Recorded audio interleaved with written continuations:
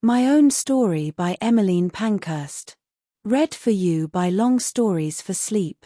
Comment where in the world you are. I find that fascinating. Chapter 1. Those men and women are fortunate who are born at a time when a great struggle for human freedom is in progress. It is an added good fortune to have parents who take a personal part in the great movements of their time. I am glad and thankful that this was my case. One of my earliest recollections is of a great bazaar which was held in my native city of Manchester, the object of the bazaar being to raise money to relieve the poverty of the newly emancipated Negro slaves in the United States. My mother took an active part in this effort, and I, as a small child, was entrusted with a lucky bag by means of which I helped to collect money. Young as I was, I could not have been older than 5 years. I knew perfectly well the meaning of the words slavery and emancipation. From infancy I had been accustomed to hear pro and con discussions of slavery and the American Civil War. Although the British government finally decided not to recognize the Confederacy, public opinion in England was sharply divided on the questions both of slavery and of secession. Broadly speaking, the propertied classes were pro-slavery, but there were many exceptions to the rule. Most of those who formed the circle of our family friends were opposed to slavery, and my father, Robert Goulden, was always a most ardent abolitionist. He was prominent enough in the movement to be appointed on a committee to meet and welcome Henry Ward Beecher when he arrived in England for a lecture tour.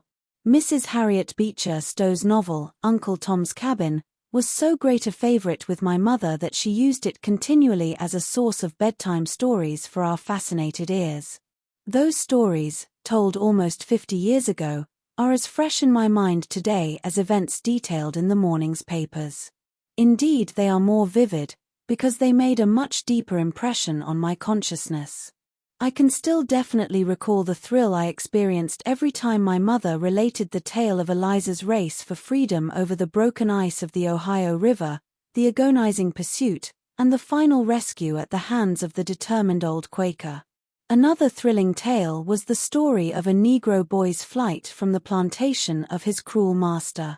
The boy had never seen a railroad train, and when, staggering along the unfamiliar railroad track, he heard the roar of an approaching train, the clattering car wheels seemed to his strained imagination to be repeating over and over again the awful words, "Catch a nigger, catch a nigger, catch a nigger." This was a terrible story, and throughout my childhood, whenever I rode in a train, I thought of that poor runaway slave escaping from the pursuing monster. These stories, with the bazaars and the relief funds and subscriptions of which I heard so much talk, I am sure made a permanent impression on my brain and my character. They awakened in me the two sets of sensations to which all my life I have most readily responded. First, admiration for that spirit of fighting and heroic sacrifice by which alone the soul of civilization is saved, and next after that, appreciation of the gentler spirit which is moved to mend and repair the ravages of war. I do not remember a time when I could not read, nor any time when reading was not a joy and a solace. As far back as my memory runs, I loved tales, especially those of a romantic and idealistic character. Pilgrim's Progress was an early favorite, as well as another of Bunyan's visionary romances, which does not seem to be as well known, His Holy War. At 9 I discovered the Odyssey, and very soon after that another classic which has remained all my life a source of inspiration. This was Carlyle's French Revolution, and I received it with much the same emotion that Keats experienced when he read Chapman's translation of Homer, like some watcher of the skies, when a new planet swims into his ken.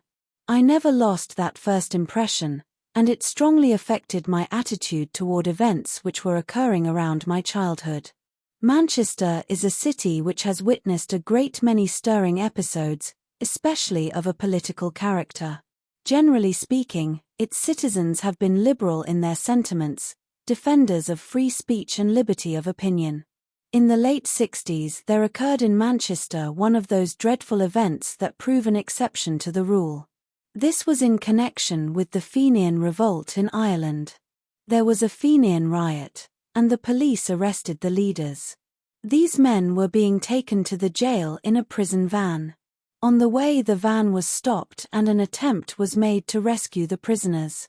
A man fired a pistol, endeavoring to break the lock of the van door.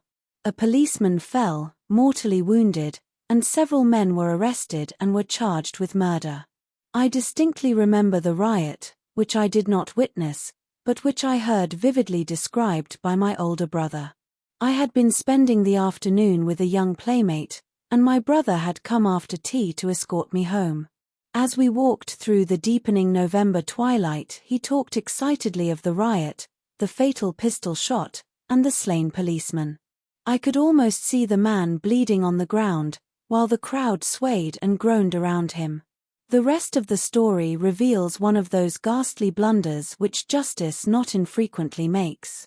Although the shooting was done without any intent to kill, the men were tried for murder and 3 of them were found guilty and hanged. Their execution, which greatly excited the citizens of Manchester, was almost the last, if not the last, public execution permitted to take place in the city. At the time I was a boarding pupil in a school near Manchester, and I spent my weekends at home. A certain Saturday afternoon stands out in my memory, as on my way home from school I passed the prison where I knew the men had been confined. I saw that a part of the prison wall had been torn away, and in the great gap that remained were evidences of a gallows recently removed. I was transfixed with horror, and over me there swept the sudden conviction that that hanging was a mistake, worse, a crime. It was my awakening to one of the most terrible facts of life, that justice and judgment lie often a world apart. I relate this incident of my formative years to illustrate the fact that the impressions of childhood often have more to do with character and future conduct than heredity or education. I tell it also to show that my development into an advocate of militancy was largely a sympathetic process. I have not personally suffered from the deprivations, the bitterness and sorrow which brings so many men and women to a realization of social injustice. My childhood was protected by love and a comfortable home. Yet, while still a very young child, I began instinctively to feel that there was something lacking, even in my own home, some false conception of family relations, some incomplete ideal. This vague feeling of mine began to shape itself into conviction about the time my brothers and I were sent to school. The education of the English boy, then as now, was considered a much more serious matter than the education of the English boy's sister. My parents, especially my father, discussed the question of my brother's education as a matter of real importance. My education and that of my sister were scarcely discussed at all. Of course we went to a carefully selected girls' school, but beyond the fact that the head mistress was a gentlewoman and that all the pupils were girls of my own class, nobody seemed concerned. A girl's education at that time seemed to have for its prime object the art of making home attractive, presumably to migratory male relatives. It used to puzzle me to understand why I was under such a particular obligation to make home attractive to my brothers. We were on excellent terms of friendship, but it was never suggested to them as a duty that they make home attractive to me. Why not? Nobody seemed to know. The answer to these puzzling questions came to me unexpectedly one night when I lay in my little bed waiting for sleep to overtake me. It was a custom of my father and mother to make the round of our bedrooms every night before going themselves to bed. When they entered my room that night I was still awake, but for some reason I chose to feign slumber. My father bent over me, shielding the candle flame with his big hand. I cannot know exactly what thought was in his mind as he gazed down at me, but I heard him say, somewhat sadly, "What a pity she wasn't born a lad." My first hot impulse was to sit up in bed and protest that I didn't want to be a boy, but I lay still and heard my parents' footsteps pass on toward the next child's bed. I thought about my father's remark for many days afterward, but I think I never decided that I regretted my sex. However, it was made quite clear that men considered themselves superior to women, and that women apparently acquiesced in that belief. I found this view of things difficult to reconcile with the fact that both my father and my mother were advocates of equal suffrage. I was very young when the Reform Act of 1866 was passed, but I very well remember the agitation caused by certain circumstances attending it. This Reform Act, known as the Household Franchise Bill, marked the first popular extension of the ballot in England since 1832.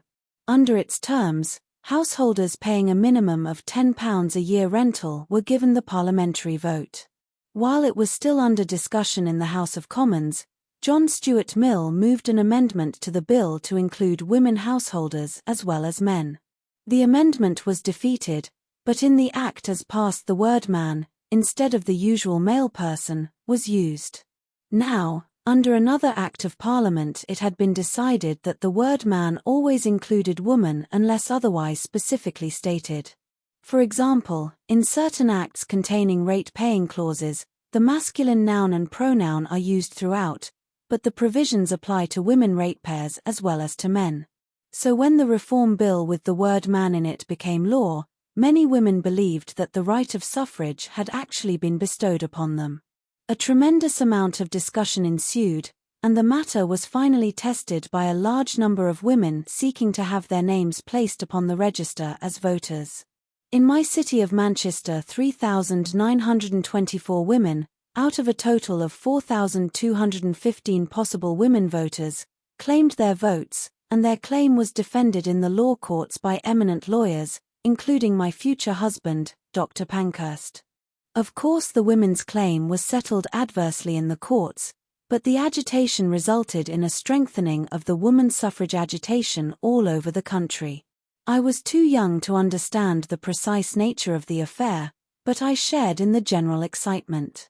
From reading newspapers aloud to my father, I had developed a genuine interest in politics, and the Reform Bill presented itself to my young intelligence as something that was going to do the most wonderful good to the country. The first election after the bill became law was naturally a memorable occasion. It is chiefly memorable to me because it was the first one in which I ever participated.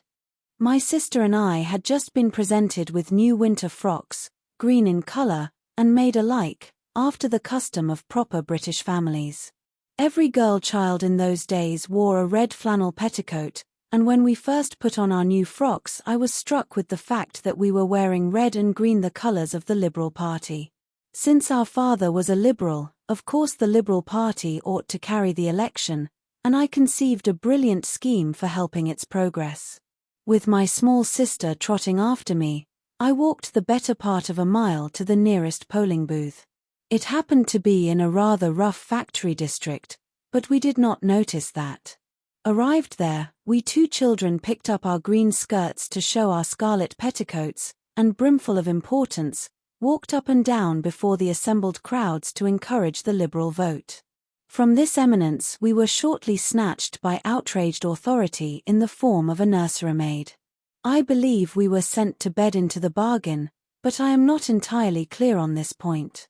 I was 14 years old when I went to my first suffrage meeting. Returning from school one day, I met my mother just setting out for the meeting, and I begged her to let me go along. She consented, and without stopping to lay my books down, I scampered away in my mother's wake.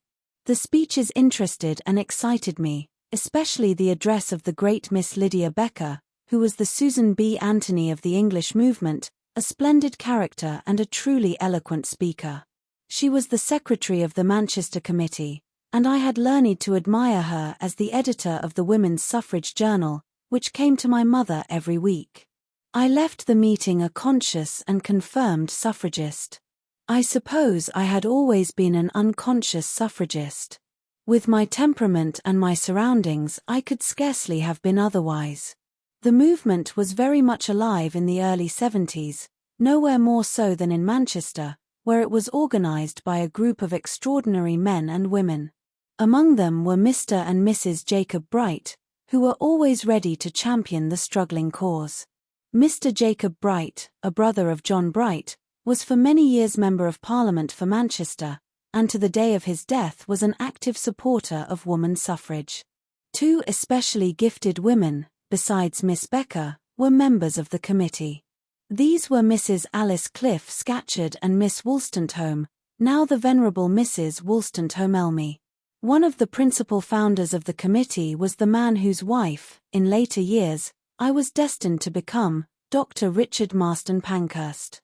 When I was 15 years old, I went to Paris, where I was entered as a pupil in one of the pioneer institutions in Europe for the higher education of girls. This school, one of the founders of which was Madame Edmond Adam, who was and is still a distinguished literary figure, was situated in a fine old house in the Avenue de Neuilly. It was under the direction of Mademoiselle Marchef Girard, a woman distinguished in education, and who afterward was appointed government inspector of schools in France. Mademoiselle Marchef Girard believed that girls' education should be quite as thorough and even more practical than the education boys were receiving at that time. She included chemistry and other sciences in her courses, and in addition to embroidery she had her girls taught bookkeeping. Many other advanced ideas prevailed in this school, and the moral discipline which the pupils received was, to my mind, as valuable as the intellectual training. Mademoiselle Marchef Girard held that women should be given the highest ideals of honor. Her pupils were kept to the strictest principles of truth-telling and candor. Myself she understood and greatly benefited by an implicit trust which I am sure I could not have betrayed, even had I felt for her less real affection. My roommate in this delightful school was an interesting young girl of my own age, Noémie Rochefort, daughter of that great Republican, communist, journalist, and swordsman, Henri Rochefort. This was very shortly after the Franco-Prussian War, and memories of the Empire's fall and of the bloody and disastrous Commune were very keen in Paris. Indeed, my roommate's illustrious father and many others were then in exile in New Caledonia for participation in the Commune. My friend Noémie was torn with anxiety for her father. She talked of him constantly, and many were the blood-curdling accounts of daring and of patriotism to which I listened. Henri Rochefort was, in fact, one of the moving spirits of the Republican movement in France, and after his amazing escape in an open boat from New Caledonia, he lived through many years of political adventures of the most lively and picturesque character. His daughter and I remained warm friends long after our school days ended, and my association with her strengthened all the liberal ideas I had previously acquired. I was between 18 and 19 when I finally returned from school in Paris and took my place in my father's home as a finished young lady. I sympathized with and worked for the woman suffrage movement, and came to know Dr. Pankhurst, whose work for woman's suffrage had never ceased. It was Dr. Pankhurst who drafted the first enfranchisement bill, known as the Women's Disabilities Removal Bill, and introduced into the House of Commons in 1870 by Mr. Jacob Bright. The bill advanced to its second reading by a majority vote of 33, but it was killed in committee by Mr. Gladstone's peremptory orders. Dr. Pankhurst, as I have already said, with another distinguished barrister, Lord Coleridge, acted as counsel for the Manchester women, who tried in 1868 to be placed on the register as voters. He also drafted the bill giving married women absolute control over their property and earnings, a bill which became law in 1882. My marriage with Dr. Pankhurst took place in 1879. I think we cannot be too grateful to the group of men and women who, like Dr. Pankhurst, in those early days lent the weight of their honored names to the suffrage movement in the trials of its struggling youth. These men did not wait until the movement became popular, nor did they hesitate until it was plain that women were roused to the point of revolt. They worked all their lives with those who were organizing, educating, and preparing for the revolt which was one day to come. Unquestionably, those pioneer men suffered in popularity for their feminist views. Some of them suffered financially, some politically. Yet they never wavered. My married life lasted through 19 happy years. Often I have heard the taunt that suffragists are women who have failed to find any normal outlet for their emotions, and are therefore soured and disappointed beings. This is probably not true of any suffragist, and it is most certainly not true of me. My home life and relations have been as nearly ideal as possible in this imperfect world. About a year after my marriage, my daughter Christabel was born, and in another 18 months my second daughter Sylvia came. 2 other children followed, and for some years I was rather deeply immersed in my domestic affairs. I was never so absorbed with home and children, however, that I lost interest in community affairs. Dr. Pankhurst did not desire that I should turn myself into a household machine. It was his firm belief that society as well as the family stands in need of women's services. So while my children were still in their cradles, I was serving on the executive committee of the Women's Suffrage Society, and also on the executive board of the committee which was working to secure the Married Women's Property Act. This act having passed in 1882, I threw myself into the suffrage work with renewed energy. A new Reform Act, known as the County Franchise Bill, extending the suffrage to farm labourers, was under discussion, and we believed that our years of educational propaganda work had prepared the country to support us in a demand for a women's suffrage amendment to the bill. For several years we had been holding the most splendid meetings in cities all over the kingdom. The crowds, the enthusiasm, the generous response to appeals for support, all these seemed to justify us in our belief that women's suffrage was near. In fact, in 1884, when the County Franchise Bill came before the country, we had an actual majority in favour of suffrage in the House of Commons. But a favourable majority in the House of Commons by no means ensures the success of any measure. I shall explain this at length when I come to our work of opposing candidates who have avowed themselves suffragists, a course which has greatly puzzled our American friends. The Liberal Party was in power in 1884, and a great memorial was sent to the Prime Minister, the Right Honourable William E. Gladstone, asking that a women's suffrage amendment to the County Franchise Bill be submitted to the free and unbiased consideration of the House. Mr. Gladstone curtly refused, declaring that if a women's suffrage amendment should be carried, the government would disclaim responsibility for the bill. The amendment was submitted nevertheless, but Mr. Gladstone would not allow it to be freely discussed, and he ordered Liberal members to vote against it. What we call a whip was sent out against it, a note virtually commanding party members to be on hand at a certain hour to vote against the women's amendment. Undismayed, the women tried to have an independent suffrage bill introduced, but Mr. Gladstone so arranged parliamentary business that the bill never even came up for discussion. I am not going to write a history of the women's suffrage movement in England prior to 1903, when the Women's Social and Political Union was organised. That history is full of repetitions of just such stories as the one I have related. Gladstone was an implacable foe of women's suffrage. He believed that women's work and politics lay in service to men's parties. One of the shrewdest acts of Mr. Gladstone's career was his disruption of the suffrage organisation in England. He accomplished this by substituting something just as good, that something being women's liberal associations. Beginning in 1881 in Bristol, these associations spread rapidly through the country and, in 1887, became a national women's liberal federation. The promise of the federation was that by allying themselves with men in party politics, women would soon earn the right to vote. The avidity with which the women swallowed this promise, left off working for themselves, and threw themselves into the men's work was amazing.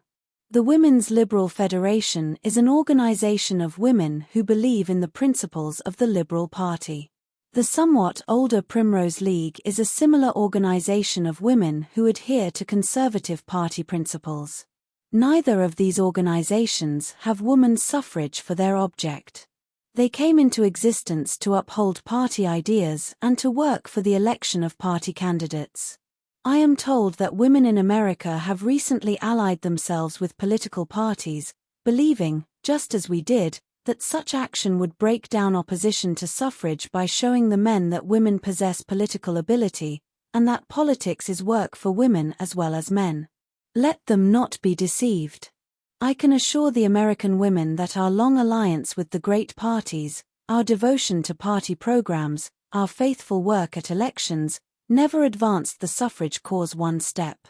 The men accepted the services of the women, but they never offered any kind of payment. As far as I am concerned, I did not delude myself with any false hopes in the matter. I was present when the Women's Liberal Federation came into existence. Mrs. Gladstone presided, offering the meeting many consolatory words for the absence of our great leader, Mr. Gladstone, who of course had no time to waste on a gathering of women. At Mrs. Jacob Bright's request, I joined the Federation. At this stage of my development I was a member of the Fabian Society, and I had considerable faith in the permeating powers of its mild socialism. But I was already fairly convinced of the futility of trusting to political parties. Even as a child I had begun to wonder at the naive faith of party members in the promises of their leaders. I well remember my father returning home from political meetings, his face aglow with enthusiasm. "What happened, father?" I would ask, and he would reply triumphantly, "We passed the resolution." "Then you'll get your measure through the next session," I predicted. "I won't say that," was the usual reply. "Things don't always move as quickly as that." But we passed the resolution. Well, the suffragists, when they were admitted into the Women's Liberal Federation, must have felt that they had passed their resolution. They settled down to work for the party and to prove that they were as capable of voting as the recently enfranchised farm laborers. Of course, a few women remained loyal to suffrage. They began again on the old educational lines to work for the cause. Not one woman took counsel with herself as to how and why the agricultural laborers had won their franchise. They had won it, as a matter of fact, by burning hayricks, rioting, and otherwise demonstrating their strength in the only way that English politicians can understand. The threat to march 100,000 men to the House of Commons unless the bill was passed played its part also in securing the agricultural labourer his political freedom. But no woman suffragist noticed that. As for myself, I was too young politically to learn the lesson then. I had to go through years of public work before I acquired the experience and the wisdom to know how to wring concessions from the English government. I had to hold public office. I had to go behind the scenes in the government schools, in the workhouses and other charitable institutions. I had to get a close-hand view of the misery and unhappiness of a man-made world before I reached the point where I could successfully revolt against it. It was almost immediately after the collapse of the women's suffrage movement in 1884 that I entered upon this new phase of my career. Read for you by Long Stories for Sleep. Chapter 2. In 1885, a year after the failure of the Third Women's Suffrage Bill, my husband, Dr. Pankhurst, stood as the Liberal candidate for Parliament in Rotherline, a riverside constituency of London. I went through the campaign with him, speaking and canvassing to the best of my ability. Dr. Pankhurst was a popular candidate, and unquestionably would have been returned but for the opposition of the Home Rulers. Parnell was in command, and his settled policy was opposition to all government candidates. So, in spite of the fact that Dr. Pankhurst was a staunch upholder of Home Rule, the Parnell forces were solidly opposed to him, and he was defeated. I remember expressing considerable indignation, but my husband pointed out to me that Parnell's policy was absolutely right. With his small party he could never hope to win Home Rule from a hostile majority, but by constant obstruction he could in time wear out the government and force it to surrender. That was a valuable political lesson, one that years later I was destined to put into practice. The following year found us living in London, and, as usual, interesting ourselves with labour matters and other social movements. This year was memorable for a great strike of women working in the Bryant and Maymatch factories. I threw myself into this strike with enthusiasm, working with the girls and with some women of prominence, among these the celebrated Mrs. Annie Besant. The strike was a successful one, the girls winning substantial improvements in their working conditions. It was a time of tremendous unrest, of labour agitations, of strikes and lockouts. It was a time also when a most stupid reactionary spirit seemed to take possession of the government and the authorities. The Salvation Army, the Socialists, the trade unionists in fact, all bodies holding outdoor meetings were made special objects of attack. As a protest against this policy, a Law and Liberty League was formed in London, and an immense free speech meeting was held in Trafalgar Square, John Burns and Cunningham Graham being the principal speakers. I was present at this meeting, which resulted in a bloody riot between the police and the populace. The Trafalgar Square riot is historic, and to it Mr. John Burns owes, in large part, his subsequent rise to political eminence. Both John Burns and Cunningham Graham served prison sentences for the part they played in the riot, but they gained fame, and they did much to establish the right of free speech for English men. English women are still contending for that right. In 1890 my last child was born in London. I now had a family of 5 young children, and for a time I was less active in public work. On the retirement of Mrs. Annie Besant from the London School Board, I had been asked to stand as candidate for the vacancy, but although I should have enjoyed the work, I decided not to accept this invitation. The next year, however, a new suffrage association, the Women's Franchise League, was formed, and I felt it my duty to become affiliated with it. The League was preparing a new suffrage bill, the provisions of which I could not possibly approve, and I joined with old friends, among whom were Mrs. Jacob Bright, Mrs. Wollstonecombe Elmy, who was a member of the London School Board, and Mrs. Stanton Blatch, then resident in England, in an effort to substitute the original bill drafted by Dr. Pankhurst. As a matter of fact, neither of the bills was introduced into Parliament that year. Mr. now Lord Haldane, who had the measure in charge, introduced one of his own drafting. It was a truly startling bill, royally inclusive in its terms. It not only enfranchised all women, married and unmarried, of the householding classes, but it made them eligible to all offices under the Crown. The bill was never taken seriously by the government, and indeed it was never intended that it should be, as we were later made to understand. I remember going with Mrs. Stanton Blatch to the law courts to see Mr. Haldane, and to protest against the introduction of a measure that had not the remotest chance of passing. "All that bill," said Haldane, "is for the future. All their woman suffrage bills are intended for the future, a future so remote as to be imperceptible." We were beginning to understand this even in 1891. However, as long as there was a bill, we determined to support it. Accordingly, we canvassed the members, distributed a great deal of literature, and organized and addressed meetings. We not only made speeches ourselves, but we induced friendly members of Parliament to go on our platforms. One of these meetings, held in an East End radical club, was addressed by Mr. Haldane and a young man who accompanied him. This young man, Sir Edward Grey, then in the beginning of his career, made an eloquent plea for woman's suffrage. That Sir Edward Grey should, later in life, become a bitter foe of woman's suffrage need astonish no one. I have known many young Englishmen who began their political life as suffrage speakers and who later became anti-suffragists or traitorous friends of the cause. These young and aspiring statesmen have to attract attention in some fashion, and the espousal of advanced causes, such as labour or women's suffrage, seems an easy way to accomplish that end. Well, our speeches and our agitation did nothing at all to assist Mr. Haldane's impossible bill. It never advanced beyond the first reading. Our London residence came to an end in 1893. In that year we returned to our Manchester home, and I again took up the work of the Suffrage Society.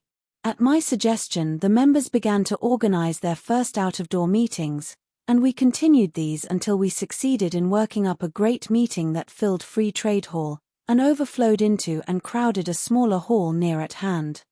This marked the beginning of a campaign of propaganda among working people, an object which I had long desired to bring about. And now began a new and, as I look back on it, an absorbingly interesting stage of my career. I have told how our leaders in the Liberal Party had advised the women to prove their fitness for the parliamentary franchise by serving in municipal offices, especially the unsalaried offices. A large number of women had availed themselves of this advice, and were serving on boards of guardians, on school boards, and in other capacities. My children now being old enough for me to leave them with competent nurses, I was free to join these ranks. A year after my return to Manchester, I became a candidate for the Board of Poor Law Guardians. Several weeks before, I had contested unsuccessfully for a place on the school board. This time, however, I was elected, heading the poll by a very large majority. For the benefit of American readers, I shall explain something of the operation of our English poor law. The duty of the law is to administer an act of Queen Elizabeth, one of the greatest reforms effected by that wise and humane monarch. When Elizabeth came to the throne, she found England, the merry England of contemporary poets, in a state of appalling poverty. Hordes of people were literally starving to death, in wretched hovels, in the streets, and at the very gates of the palace. The cause of all this misery was the religious reformation under Henry VIII, and the secession from Rome of the English Church. King Henry, it is known, seized all the church lands, the abbeys, and the convents, and gave them as rewards to those nobles and favourites who had supported his policies. But in taking over the Church's property, the Protestant nobles by no means assumed the Church's ancient responsibilities of lodging wayfarers, giving alms, nursing the sick, educating youths, and caring for the young and the superannuated. When the monks and the nuns were turned out of their convents, these duties devolved on no one. The result, after the brief reign of Edward VI and the bloody one of Queen Mary, was the social anarchy inherited by Elizabeth. This great queen and great woman, perceiving that the responsibility for the poor and the helpless rightfully rests on the community, caused an act to be passed creating in the parishes public bodies to deal with local conditions of poverty. The Board of Poor Law Guardians disperses for the poor the money coming from the poor rates, taxes, and some additional monies allowed by the local government board, the president of which is a cabinet minister. Mr. John Burns is the present incumbent of the office. The Board of Guardians has control of the institution we call the workhouse.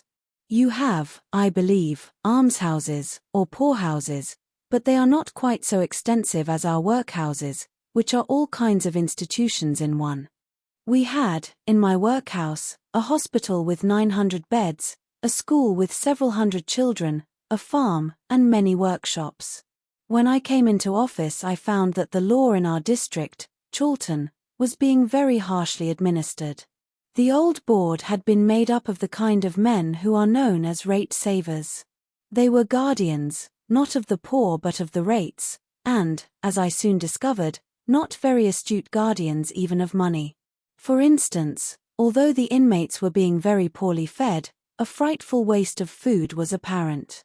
Each inmate was given each day a certain weight of food, and bread formed so much of the ration that hardly anyone consumed all of his portion.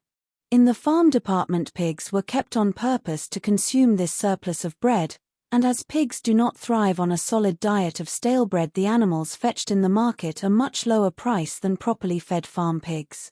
I suggested that, instead of giving a solid weight of bread in one lump, the loaf be cut in slices and buttered with margarine, each person being allowed all that he cared to eat. The rest of the board objected, saying that our poor charges were very jealous of their rights, and would suspect in such an innovation an attempt to deprive them of a part of their ration.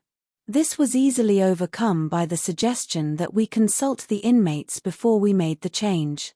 Of course the poor people consented, and with the bread that we saved we made puddings with milk and currants, to be fed to the old people of the workhouse. These old folks I found sitting on backless forms, or benches. They had no privacy, no possessions, not even a locker.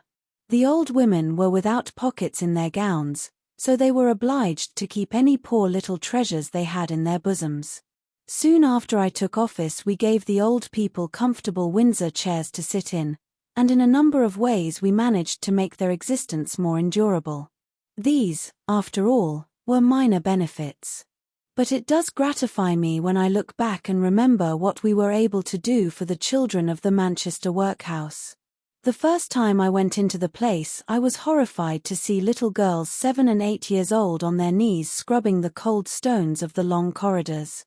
These little girls were clad, summer and winter, in thin cotton frocks, low in the neck and short-sleeved. At night they wore nothing at all, night dresses being considered too good for paupers. The fact that bronchitis was epidemic among them most of the time had not suggested to the guardians any change in the fashion of their clothes. There was a school for the children, but the teaching was of the poorest order. They were forlorn enough, these poor innocents, when I first met them. In 5 years' time we had changed the face of the earth for them. We had bought land in the country and had built a cottage system home for the children, and we had established for them a modern school with trained teachers. We had even secured for them a gymnasium and a swimming bath. I may say that I was on the building committee of the board, the only woman member. Whatever may be urged against the English poor law system, I maintain that under it no stigma of pauperism need be applied to workhouse children. If they are treated like paupers, of course they will be paupers, and they will grow up paupers, permanent burdens on society, but if they are regarded merely as children under the guardianship of the state, they assume quite another character. Rich children are not pauperized by being sent to one or another of the free public schools with which England is blessed. Yet a great many of those schools, now exclusively used for the education of upper middle-class boys, were founded by legacies left to educate the poor girls as well as boys. The English poor law, properly administered, ought to give back to the children of the destitute what the upper classes have taken from them, a good education on a self-respecting basis. The trouble is, as I soon perceived after taking office, the law cannot, in existing circumstances, do all the work, even for children, that it was intended to do. We shall have to have new laws, and it soon became apparent to me that we can never hope to get them until women have the vote. During the time I served on the board, and for years since then, women guardians all over the country have striven in vain to have the law reformed in order to ameliorate conditions which break the hearts of women to see, but which apparently affect men very little. I have spoken of the little girls I found scrubbing the workhouse floors. There were others at the hateful labor who aroused my keenest pity. I found that there were pregnant women in that workhouse, scrubbing floors, doing the hardest kind of work, almost until their babies came into the world. Many of them were unmarried women, very, very young, mere girls. These poor mothers were allowed to stay in the hospital after confinement for a short 2 weeks. Then they had to make a choice of staying in the workhouse and earning their living by scrubbing and other work, in which case they were separated from their babies, or of taking their discharges. They could stay and be paupers, or they could leave with a 2-week-old baby in their arms, without hope, without home, without money, without anywhere to go. What became of those girls, and what became of their hapless infants? That question was at the basis of the women guardians' demand for a reform of one part of the poor law. That section deals with the little children who are boarded out, not by the workhouse, but by the parents, that parent being almost always the mother. It is from that class of workhouse mothers, mostly young servant girls, which thoughtless people say all working girls ought to be. It is from that class more than from any other that cases of illegitimacy come. Those poor little servant girls, who can get out perhaps only in the evening, whose minds are not very cultivated, and who find all the sentiment of their lives in cheap novelettes, fall an easy prey to those who have designs against them. These are the people by whom the babies are mostly put out to nurse, and the mothers have to pay for their keep. Of course the babies are very badly protected. The poor law guardians are supposed to protect them by appointing inspectors to visit the homes where the babies are boarded. But, under the law, if a man who ruins a girl pays down a lump sum of £20, less than $100, the boarding home is immune from inspection. As long as a baby farmer takes only one child at a time, the £20 being paid, the inspectors cannot inspect the house. Of course the babies die with hideous promptness, often long before the £20 have been spent, and then the baby farmers are free to solicit another victim. For years, as I have said, women have tried in vain to get that one small reform of the poor law, to reach and protect all illegitimate children, and to make it impossible for any rich scoundrel to escape future liability for his child because of the lump sum he has paid down. Over and over again it has been tried, but it has always failed, because the ones who really care about the thing are mere women. I thought I had been a suffragist before I became a poor law guardian, but now I began to think about the vote in women's hands not only as a right but as a desperate necessity. These poor, unprotected mothers and their babies, I am sure, were potent factors in my education as a militant. In fact, all the women I came in contact with in the workhouse contributed to that education. Very soon after I went on the board, I saw that the class of old women who came into the workhouse were in many ways superior to the kind of old men who came into the workhouse. One could not help noticing it. They were, to begin with, more industrious. In fact, it was quite touching to see their industry and patience. Old women, over 60 and 70 years of age, did most of the work of that place, most of the sewing, most of the things that kept the house clean and which supplied the inmates with clothing. I found that the old men were different.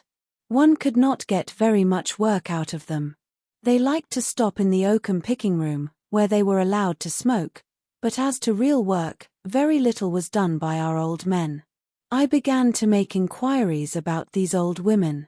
I found that the majority of them were not women who had been dissolute, who had been criminal, but women who had led perfectly respectable lives, either as wives and mothers, or as single women earning their own living.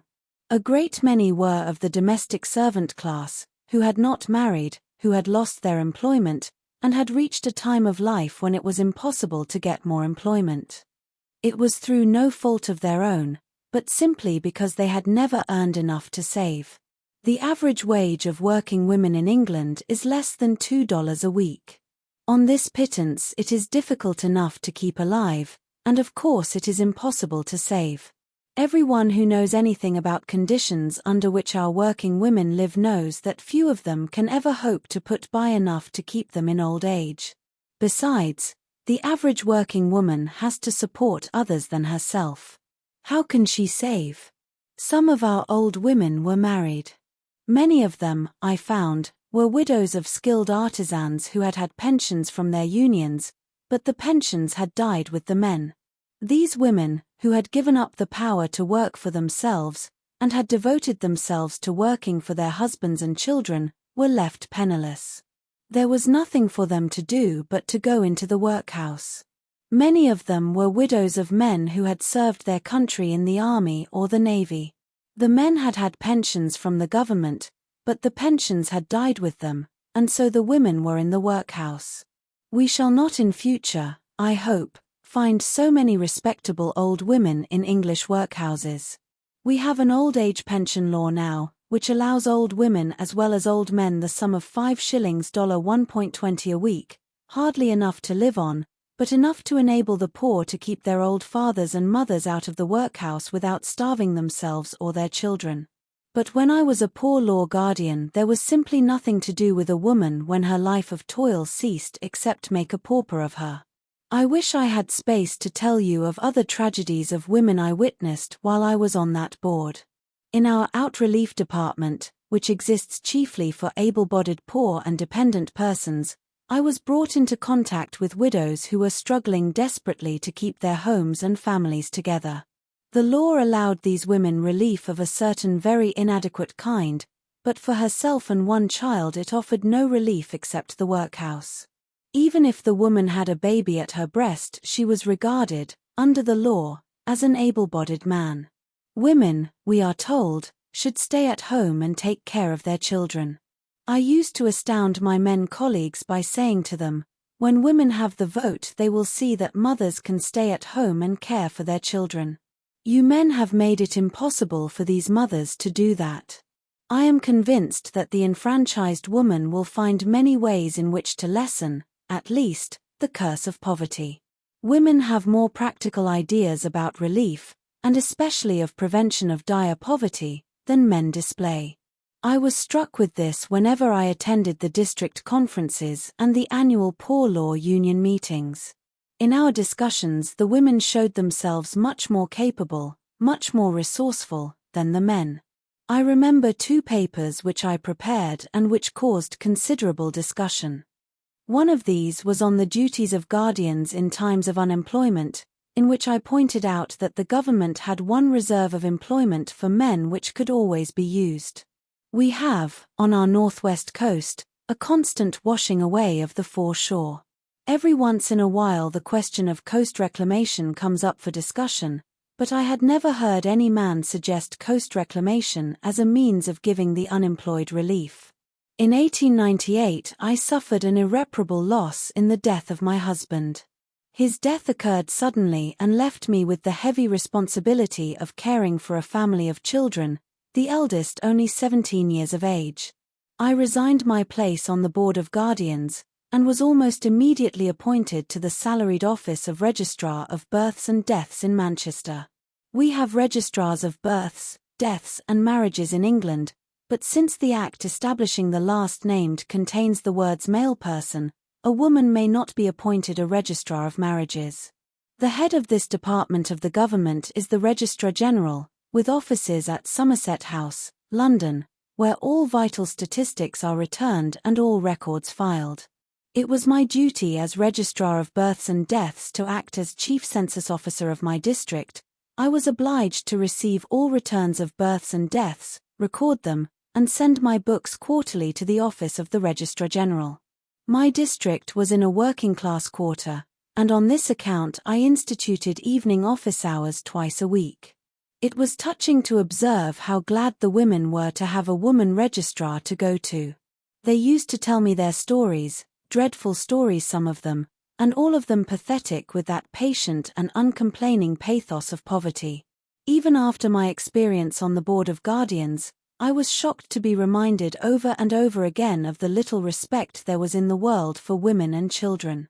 I have had little girls of 13 come to my office to register the births of their babies, illegitimate, of course. In many of these cases I found that the child's own father or some near male relative was responsible for her state. There was nothing that could be done in most cases. The age of consent in England is 16 years, but a man can always claim that he thought the girl was over 16. During my term of office, a very young mother of an illegitimate child exposed her baby, and it died. The girl was tried for murder and was sentenced to death. This was afterwards commuted, it is true, but the unhappy child had the horrible experience of the trial and the sentence to be hanged by the neck, until you are dead. The wretch who was, from the point of view of justice, the real murderer of the baby, received no punishment at all. I needed only one more experience after this one, only one more contact with the life of my time and the position of women, to convince me that if civilization is to advance at all in the future, it must be through the help of women, women freed of their political shackles, women with full power to work their will in society. In 1900 I was asked to stand as a candidate for the Manchester School Board. The schools were then under the old law, and the school boards were very active bodies. They administered the Elementary Education Act, bought school sites, erected buildings, employed and paid teachers. The school code and the curriculum were framed by the Board of Education, which is part of the central government. Of course this was absurd. A body of men in London could not possibly realise all the needs of boys and girls in remote parts of England. But so it was.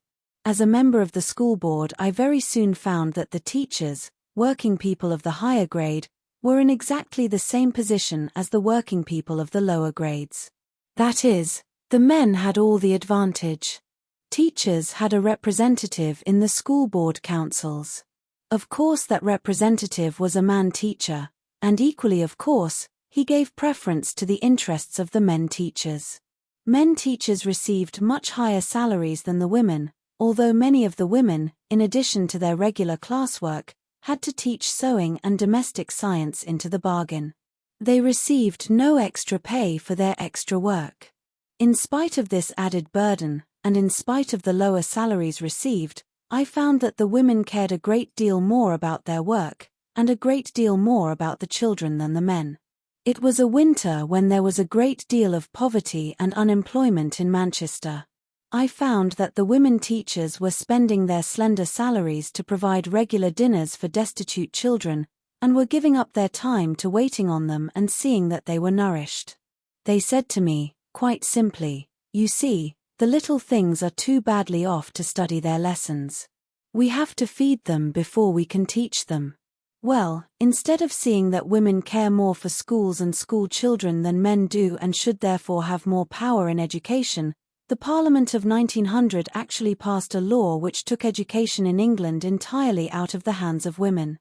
This law abolished the school board altogether and placed the administration of schools in the hands of the municipalities. Certain corporations had formerly made certain grants to technical education. Manchester had built a magnificent technical college, and now the corporations had full control of both elementary and secondary education. The law did indeed provide that the corporations should co-opt at least one woman on their education boards. Manchester co-opted 4 women, and at the strong recommendation of the Labour Party, I was one of the women chosen. At their urgent solicitation, I was appointed to the Committee on Technical Instruction, the one woman admitted to this committee.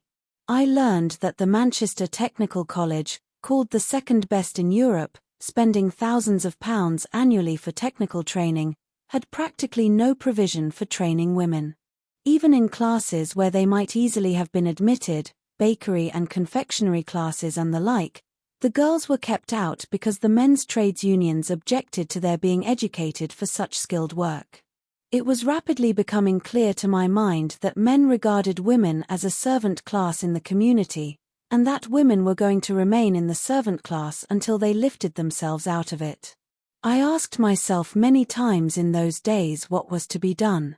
I had joined the Labour Party, thinking that through its councils something vital might come, some such demand for the women's enfranchisement that the politicians could not possibly ignore. Nothing came. All these years my daughters had been growing up. All their lives they had been interested in women's suffrage. Christabel and Sylvia, as little girls, had cried to be taken to meetings. They had helped in our drawing room meetings in every way that children can help. As they grew older we used to talk together about the suffrage, and I was sometimes rather frightened by their youthful confidence in the prospect, which they considered certain, of the success of the movement. One day Christabel startled me with the remark, "How long you women have been trying for the vote." For my part, I mean to get it. Was there, I reflected, any difference between trying for the vote and getting it? There is an old French proverb, "If youth could know, if age could do." It occurred to me that if the older suffrage workers could in some way join hands with the young, unwearied and resourceful suffragists, the movement might wake up to new life and new possibilities. After that I and my daughters together sought a way to bring about that union of young and old which would find new methods, blaze new trails. At length we thought we had found a way. Read for you by Long Stories for Sleep. Chapter 3. In the summer of 1902, I think it was 1902, Susan B. Anthony paid a visit to Manchester, and that visit was one of the contributory causes that led to the founding of our militant suffrage organization, the Women's Social and Political Union. During Miss Anthony's visit, my daughter Christabel, who was very deeply impressed, wrote an article for the Manchester papers on the life and works of the venerable reformer. After her departure, Christabel spoke often of her, and always with sorrow and indignation, that such a splendid worker for humanity was destined to die without seeing the hopes of her lifetime realized. "It is unendurable," declared my daughter, "to think of another generation of women wasting their lives begging for the vote. We must not lose any more time. We must act." By this time the Labour Party, of which I was still a member, had returned Mr. Keir Hardie to Parliament, and we decided that the first step in a campaign of action was to make the Labour Party responsible for a new suffrage bill. At a recent annual conference of the party, I had moved a resolution calling upon the members to instruct their own Member of Parliament to introduce a bill for the enfranchisement of women. The resolution was passed, and we determined to organize a society of women to demand immediate enfranchisement, not by means of any outworn missionary methods, but through political action. It was in October 1903 that I invited a number of women to my house in Nelson Street, Manchester, for purposes of organization. We voted to call our new society the Women's Social and Political Union, partly to emphasize its democracy, and partly to define its object as political rather than propagandist. We resolved to limit our membership exclusively to women, to keep ourselves absolutely free from any party affiliation, and to be satisfied with nothing but action on our question. Deeds, not words, was to be our permanent motto. To such a pass had the women's suffrage cause come in my country that the old leaders, who had done such fine educational work in the past, were now seemingly content with expressions of sympathy and regret on the part of hypocritical politicians. This fact was thrust upon me anew by an incident that occurred almost at the moment of the founding of the Women's Social and Political Union.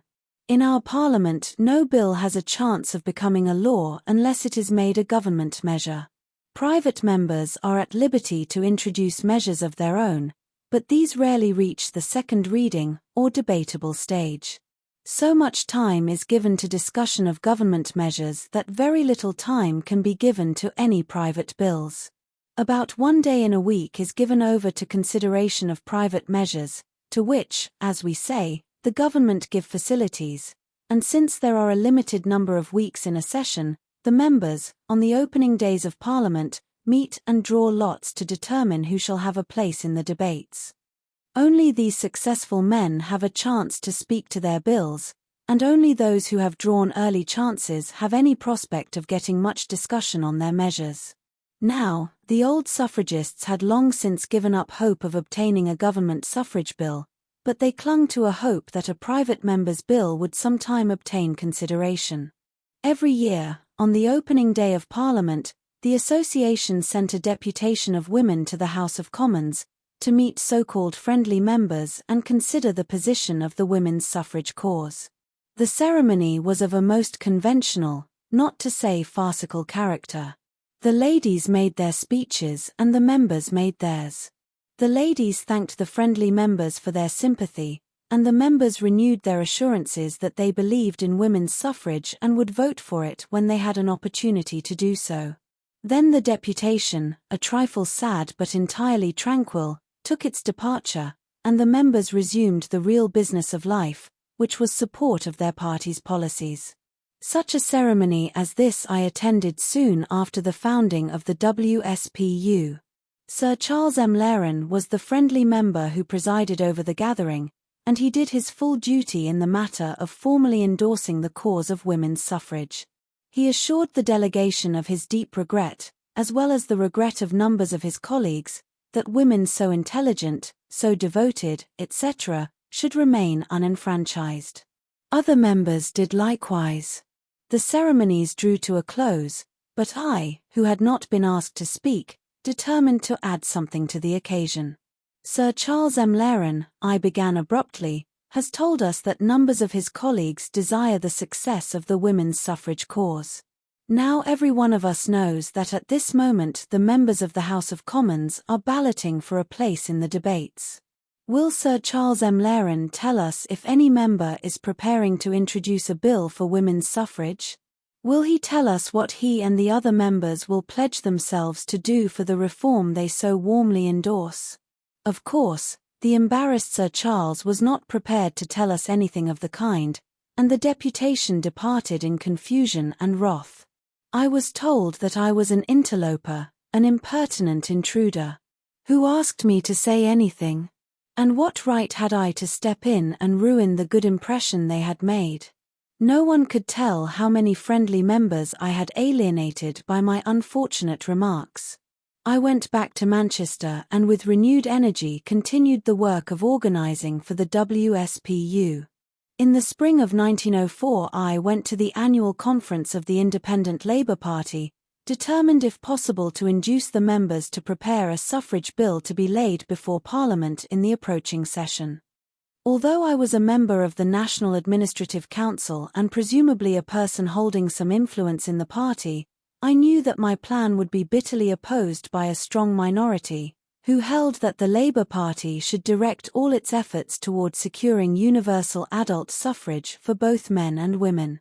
Theoretically, of course, a Labour Party could not be satisfied with anything less than universal adult suffrage, but it was clear that no such sweeping reform could be effected at that time, unless indeed the government made it one of their measures. Besides, while a large majority of members of the House of Commons were pledged to support a bill giving women equal franchise rights with men, it was doubtful whether a majority could be relied upon to support a bill giving adult suffrage, even to men. Such a bill, even if it were a government measure, would probably be difficult of passage. After considerable discussion, the National Council decided to adopt the original Women's Enfranchisement Bill, drafted by Dr. Pankhurst, and advanced in 1870 to its second reading in the House of Commons. The Council's decision was approved by an overwhelming majority of the conference. The new session of Parliament, so eagerly looked forward to, met on February 13, 1905. I went down from Manchester, and with my daughter Sylvia, then a student at the Royal College of Art, South Kensington, spent 8 days in the Strangers' Lobby of the House of Commons, working for the suffrage bill. We interviewed every one of the members who had pledged themselves to support a suffrage bill when it should be introduced, but we found not one single member who would agree that his chance in the ballot, if he drew such a chance, should be given to introducing the bill. Every man had some other measure he was anxious to further. Mr. Keir Hardie had previously given us his pledge, but his name, as we had feared, was not drawn in the ballot. We next set out to interview all the men whose names had been drawn, and we finally induced Mr. Bamford Slack, who held the 14th place, to introduce our bill. The 14th place was not a good one, but it served, and the second reading of our bill was set down for Friday, May 12, the second order of the day. This being the first suffrage bill in 8 years, a thrill of excitement animated not only our ranks but all the old suffrage societies. Meetings were held, and a large number of petitions circulated. When the day came for consideration on our bill, the Strangers' Lobby could not hold the enormous gathering of women of all classes, rich and poor, who flocked to the House of Commons. It was pitiful to see the look of hope and joy that shone on the faces of many of these women. We knew that our poor little measure had the very slightest chance of being passed.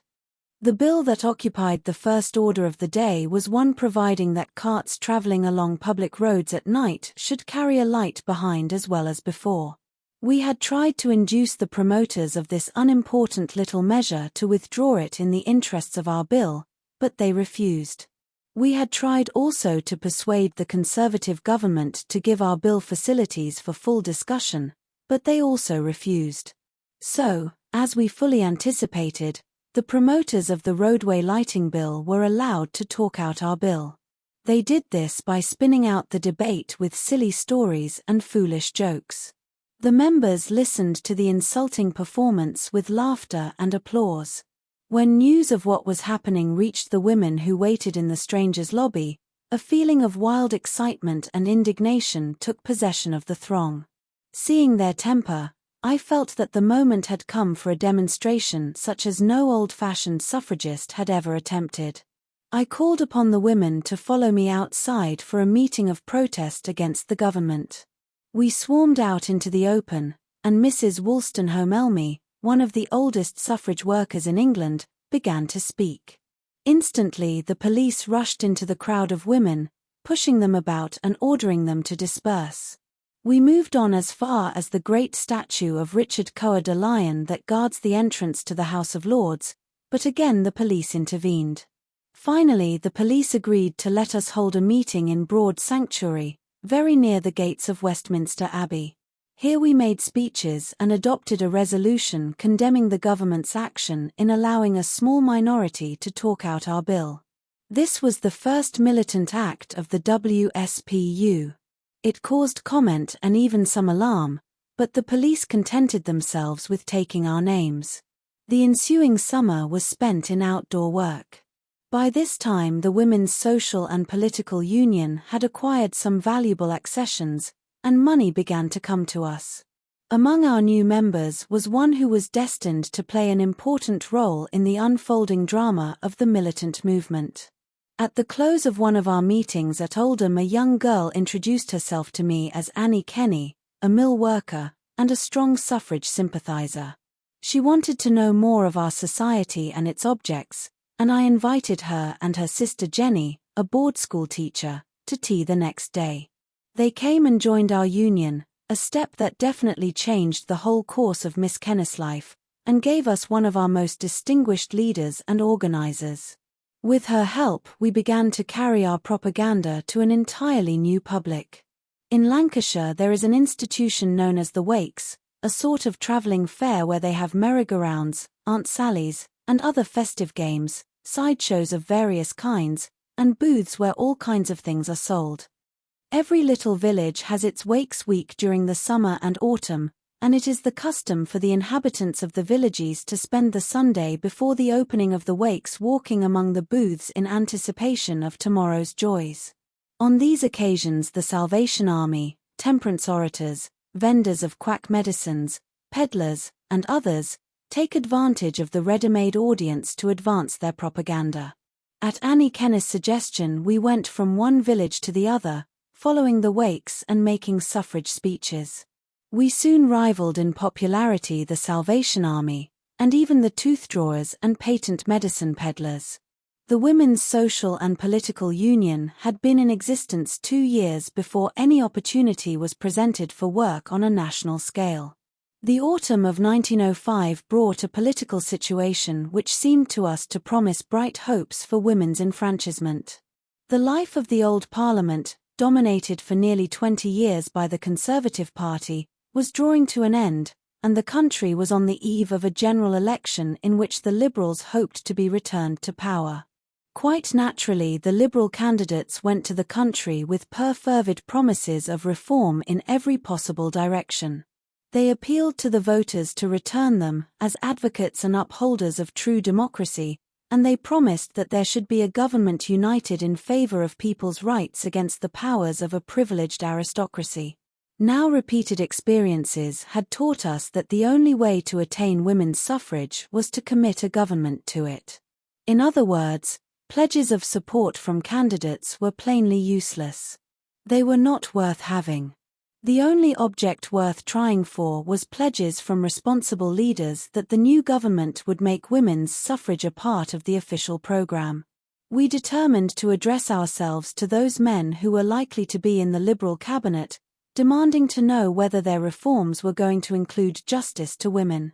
We laid our plans to begin this work at a great meeting to be held in Free Trade Hall, Manchester, with Sir Edward Grey as the principal speaker. We intended to get seats in the gallery, directly facing the platform, and we made for the occasion a large banner with the words, "Will the Liberal Party give votes for women?" We were to let this banner down over the gallery rails at the moment when our speaker rose to put the question to Sir Edward Grey. At the last moment, however, we had to alter the plan because it was impossible to get the gallery seats we wanted. There was no way in which we could use our large banner, so, late in the afternoon on the day of the meeting, we cut out and made a small banner with the 3-word inscription, "Votes for Women." Thus, quite accidentally, there came into existence the present slogan of the suffrage movement around the world. Annie Kenny and my daughter Christabel were charged with the mission of questioning Sir Edward Grey. They sat quietly through the meeting, at the close of which questions were invited. Several questions were asked by men and were courteously answered. Then Annie Kenny arose and asked, if the Liberal Party is returned to power, will they take steps to give votes for women? At the same time, Christabel held aloft the little banner that everyone in the hall might understand the nature of the question. Sir Edward Grey returned no answer to Annie's question, and the men sitting near her forced her rudely into her seat, while a steward of the meeting pressed his hat over her face. A babel of shouts, cries, and catcalls sounded from all over the hall. As soon as order was restored, Christable stood up and repeated the question, "Will the Liberal government, if returned, give votes to women?" Again Sir Edward Grey ignored the question, and again a perfect tumult of shouts and angry cries arose. Mr. William Peacock, Chief Constable of Manchester, left the platform and came down to the women, asking them to write their question, which he promised to hand to the Speaker. They wrote, "Will the Liberal government give votes to working women?" Signed, on behalf of the Women's Social and Political Union, Annie Kenney, member of the Oldham Committee of the Card and Blowing Room Operatives. They added a line to say that, as one of 96,000 organised women textile workers, Annie Kenney earnestly desired an answer to the question. Mr. Peacock kept his word and handed the question to Sir Edward Grey, who read it, smiled, and passed it to the others on the platform. They also read it with smiles, but no answer to the question was made. Only one lady who was sitting on the platform tried to say something, but the chairman interrupted by asking Lord Durham to move a vote of thanks to the Speaker. Mr. Winston Churchill seconded the motion, Sir Edward Grey replied briefly, and the meeting began to break up. Annie Kenney stood up in her chair and cried out over the noise of shuffling feet and murmurs of conversation, "Will the Liberal government give votes to women?" Then the audience became a mob.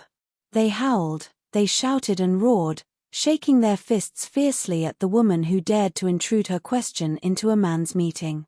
Hands were lifted to drag her out of her chair, but Christable threw one arm about her as she stood, and with the other arm warded off the mob, who struck and scratched at her until her sleeve was red with blood.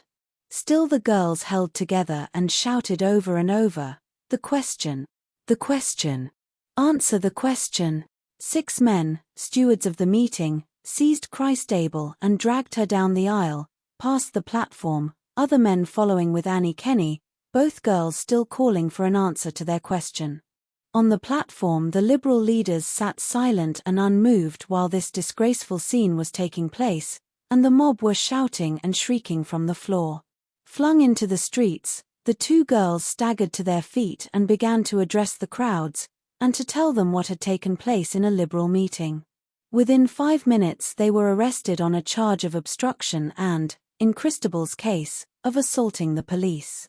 Both were summoned to appear next morning in a police court, where, after a trial which was a mere farce, Annie Kenney was sentenced to pay a fine of 5 shillings, with an alternative of 3 days in prison, and Christable Pankhurst was given a fine of 10 shillings or a jail sentence of 1 week.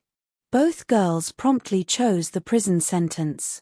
As soon as they left the courtroom, I hurried around to the room where they were waiting, and I said to my daughter, "You have done everything you could be expected to do in this matter.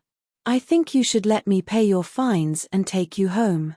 Without waiting for Annie Kenney to speak, my daughter exclaimed, "Mother, if you pay my fine I will never go home." Before going to the meeting she had said, "We will get our question answered or sleep in prison tonight." I now knew her courage remained unshaken. Of course the affair created a tremendous sensation, not only in Manchester, where my husband had been so well known and where I had so long held public office, but all over England. The comments of the press were almost unanimously bitter. Ignoring the perfectly well-established fact that men in every political meeting ask questions and demand answers of the speakers, the newspapers treated the action of the 2 girls as something quite unprecedented and outrageous. They generally agreed that great leniency had been shown them. Fines and jail sentences were too good for such unsexed creatures. The discipline of the nursery would have been far more appropriate. One Birmingham paper declared that if any argument were required against giving ladies political status and power, it had been furnished in Manchester. Newspapers which had heretofore ignored the whole subject now hinted that while they had formerly been in favour of women's suffrage, they could no longer countenance it. The Manchester incident, it was said, had set the cause back, perhaps irrevocably. This is how it set the cause back. Scores of people wrote to the newspapers expressing sympathy with the women. The wife of Sir Edward Grey told her friends that she considered them quite justified in the means they had taken. It was stated that Winston Churchill, nervous about his own candidacy in Manchester, visited Strangeways Gaol, where the two girls were imprisoned, and vainly begged the governor to allow him to pay their fines. On October 20th, when the prisoners were released, they were given an immense demonstration in Free Trade Hall, the very hall from which they had been ejected the week before. The Women's Social and Political Union received a large number of new members. Above all, the question of women's suffrage became at once a live topic of comment from one end of Great Britain to the other. We determined that from that time on the little votes for women banners should appear wherever a prospective member of the Liberal government rose to speak, and that there should be no more peace until the women's question was answered. We clearly perceived that the new government, calling themselves Liberal, were reactionary so far as women were concerned, that they were hostile to women's suffrage, and would have to be fought until they were conquered, or else driven from office. We did not begin to fight, however, until we had given the new government every chance to give us the pledge we wanted. Early in December the Conservative government had gone out, and Sir Henry Campbell Bannerman, the Liberal leader, had formed a new cabinet. On December 21st a great meeting was held in Royal Albert Hall, London, where Sir Henry, surrounded by his cabinet, made his first utterance as Prime Minister. Previous to the meeting we wrote to Sir Henry and asked him, in the name of the Women's Social and Political Union, whether the Liberal government would give women the vote. We added that our representatives would be present at the meeting, and we hoped that the Prime Minister would publicly answer the question. Otherwise we should be obliged publicly to protest against his silence. Of course Sir Henry Campbell Bannerman returned no reply, nor did his speech contain any allusion to women's suffrage. So, at the conclusion, Annie Kenney, whom we had smuggled into the hall in disguise, whipped out her little white calico banner, and called out in her clear, sweet voice, "Will the Liberal government give women the vote?" At the same moment Teresa Billington let drop from a seat directly above the platform a huge banner with the words, "Will the Liberal government give justice to working women?" Just for a moment there was a gasping silence, the people waiting to see what the cabinet ministers would do. They did nothing. Then, in the midst of uproar and conflicting shouts, the women were seized and flung out of the hall. This was the beginning of a campaign the like of which was never known in England, or, for that matter, in any other country. If we had been strong enough we should have opposed the election of every Liberal candidate, but being limited both in funds and in members we concentrated on one member of the government, Mr. Winston Churchill. Not that we had any animus against Mr. Churchill. We chose him simply because he was the only important candidate standing for constituencies within reach of our headquarters. We attended every meeting addressed by Mr. Churchill. We heckled him unmercifully, we spoiled his best points by flinging back such obvious retorts that the crowds roared with laughter. We lifted out little white banners from unexpected corners of the hall, exactly at the moment when an interruption was least desired. Sometimes our banners were torn from our hands and trodden underfoot. Sometimes, again, the crowds were with us, and we actually broke up the meeting. We did not succeed in defeating Mr. Churchill, but he was returned by a very small majority, the smallest of any of the Manchester Liberal candidates.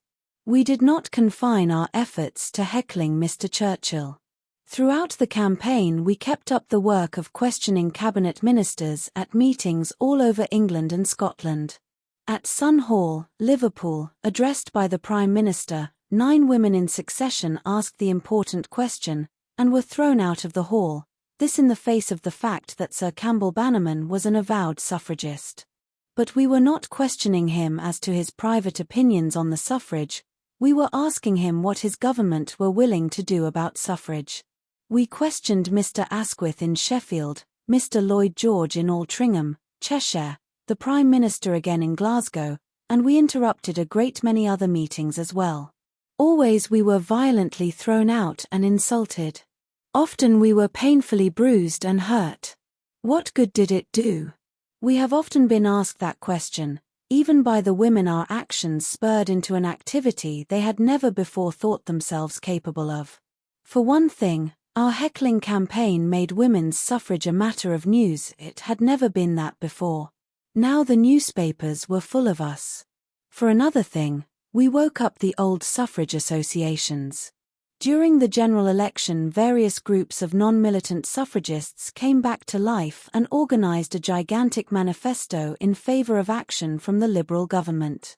Among others, the manifesto was signed by the Women's Cooperative Guild with nearly 21,000 members, the Women's Liberal Federation, with 76,000 members, the Scottish Women's Liberal Federation, with 15,000 members, the North of England Weavers Association, with 100,000 members, the British Women's Temperance Association, with nearly 110,000 members, and the Independent Labour Party with 20,000 members.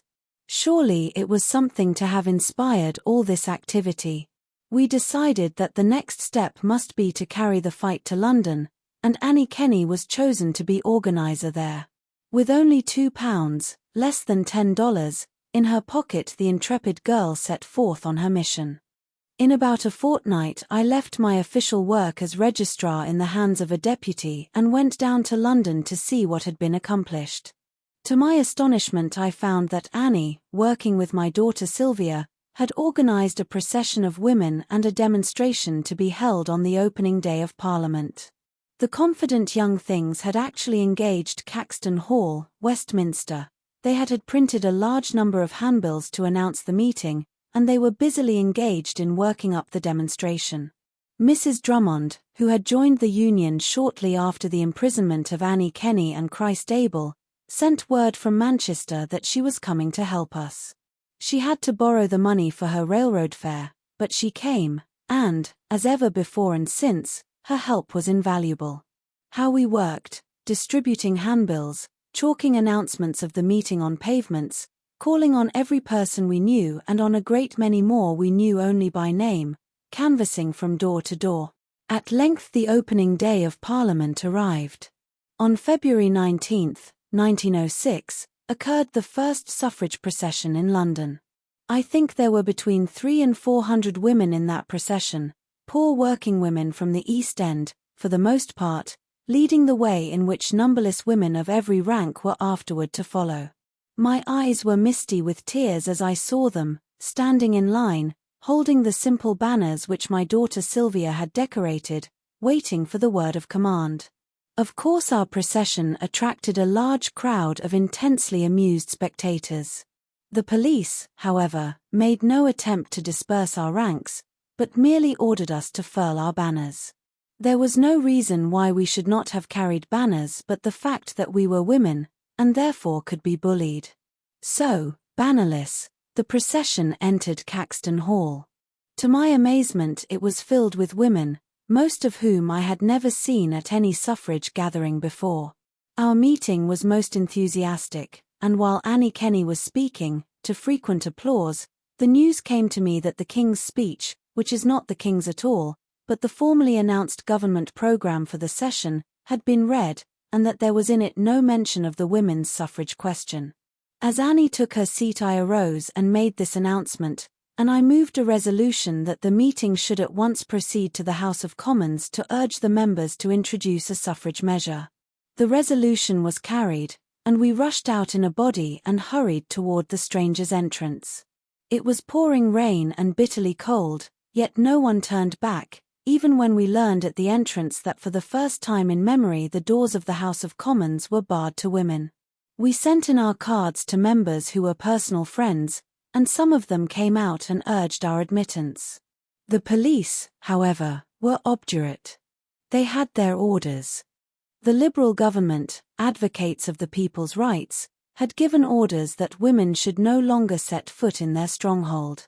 Pressure from members proved too great, and the government relented to the extent of allowing 20 women at a time to enter the lobby. Through all the rain and cold those hundreds of women waited for hours their turn to enter. Some never got in, and for those of us who did there was small satisfaction. Not a member could be persuaded to take up our cause. Out of the disappointment and dejection of that experience, I yet reaped a richer harvest of happiness than I had ever known before. Those women had followed me to the House of Commons. They had defied the police. They were awake at last. They were prepared to do something that women had never done before: fight for themselves. Women had always fought for men, and for their children. Now they were ready to fight for their own human rights. Our militant movement was established. Read for you by Long Stories for Sleep. Chapter 4.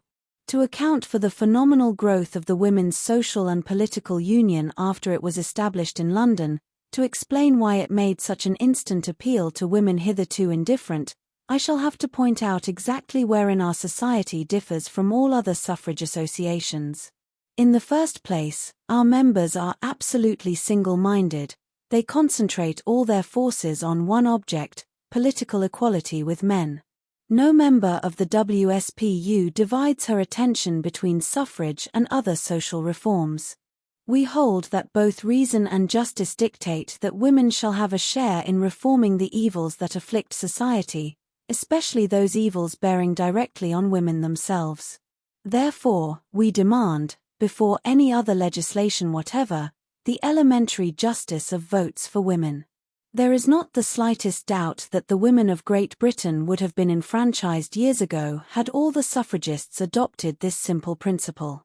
They never did, and even today many English women refuse to adopt it.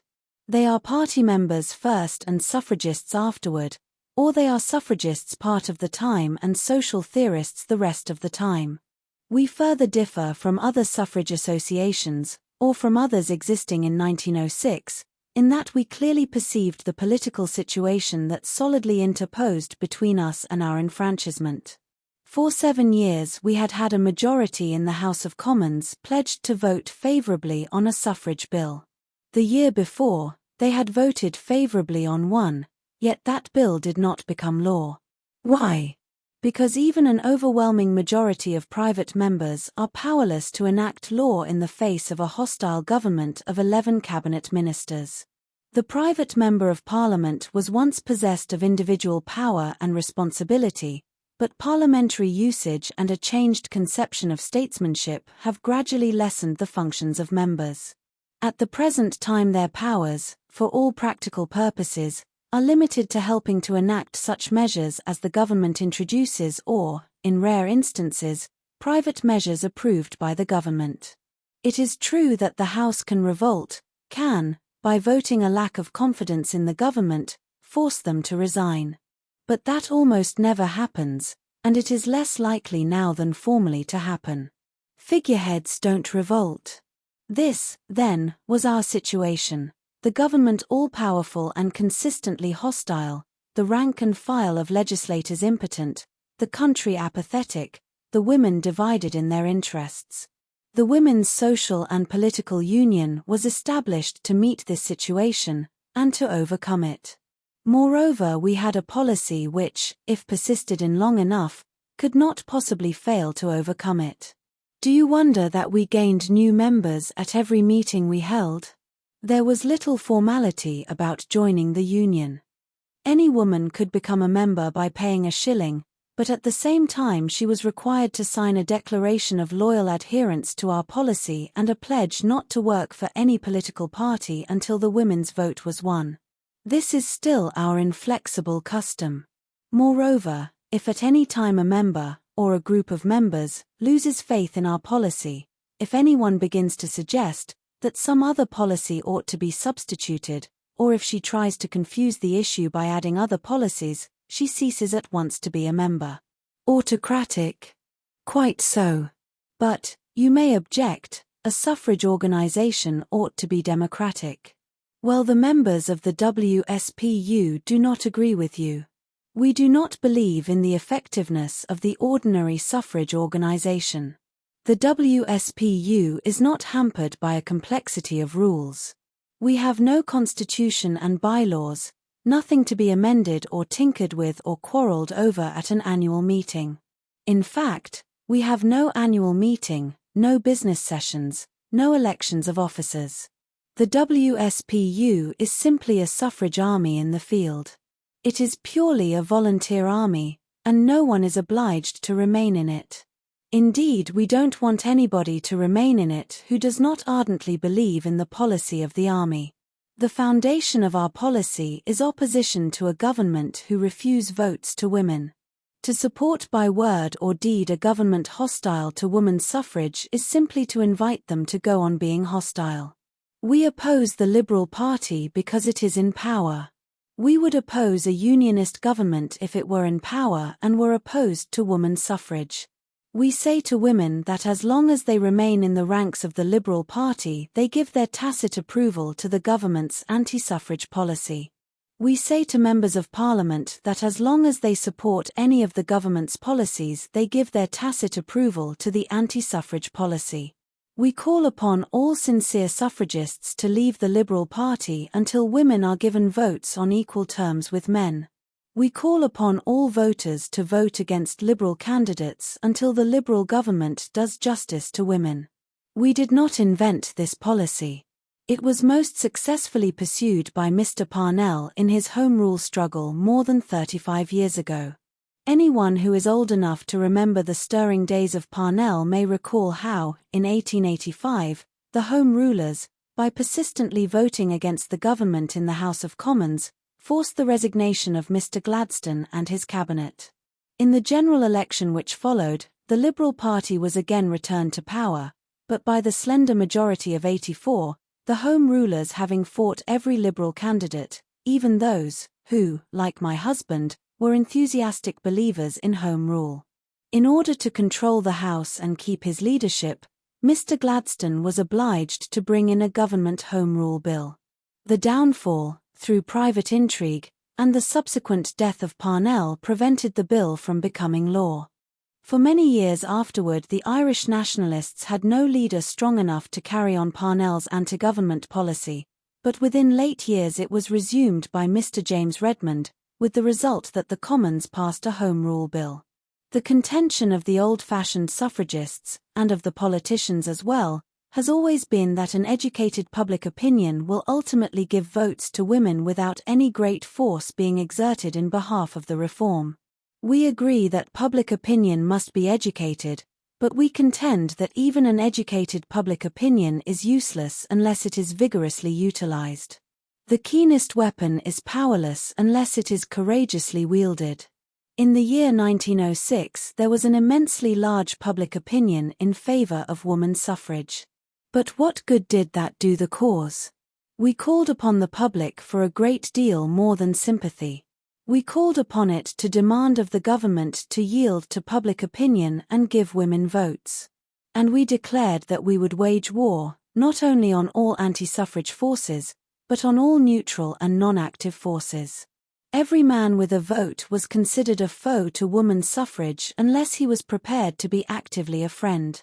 Not that we believed that the campaign of education ought to be given up. On the contrary, we knew that education must go on, and in much more vigorous fashion than ever before. The first thing we did was to enter upon a sensational campaign to arouse the public to the importance of women's suffrage, and to interest it in our plans for forcing the government's hands.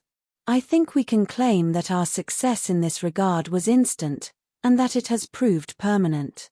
From the very first, in those early London days, when we were few in numbers and very poor in purse, we made the public aware of the women's suffrage movement as it had never been before.